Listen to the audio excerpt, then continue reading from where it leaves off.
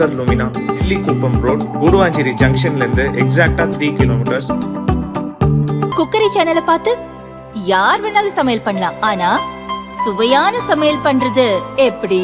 நான் இதயம் நல்லெண்ணெயில சமையல் பண்றேன். ஆஹா ஓஹோன்னு பாராட்டுறாங்க.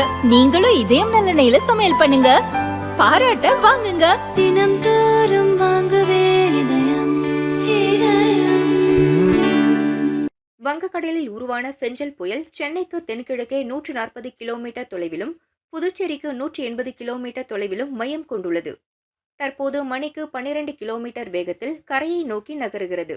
இன்று மாலை புதுச்சேரிக்கு அருகே காரைக்கால் மாமல்லபுரம் இடையே கரையை கடக்கும் என்றும் தெரிவிக்கப்பட்டுள்ளது. புயல் கரையை நோக்கி நகர்ந்து வருவதால் சென்னை உள்ளிட்ட மாவட்டங்களில் பலத்த மழை பெய்து வருகிறது. இந்நிலையில் தனியார் வானிலை ஆய்வாளரான தமிழ்நாடு வெதர்மேன் என அழைக்கப்படும் பிரதீப் ஜான் இன்று இரவு முதல் நாளை அதிகாலை வரை ஃபெஞ்சல் புயல் கரையை கடக்கும் என்று கணித்துள்ளார். இதன் காரணமாக அடுத்த 12 மணி நேரத்துக்கு அதிக மழை இருக்கும் என்றும் சென்னை, காஞ்சிபுரம், திருவள்ளூர், செங்கல்பட்டு மாவட்டங்களில் அதிக மழை பெய்யும் என்றும் பிரதீப் ஜான் தெரிவித்துள்ளார். மேலும் சென்னை, காஞ்சிபுரம், திருவள்ளூர், செங்கல்பட்டு மாவட்டங்களில் நாளை காலை 8:30 மணி வரை கனமழை பெய்யக்கூடும். புயல் கரையை கடக்கும் வரை சென்னை உள்ளிட்ட மாவட்டங்களில் கனமழை பெய்யக்கூடும் என்றும் குறிப்பிட்டுள்ளார்.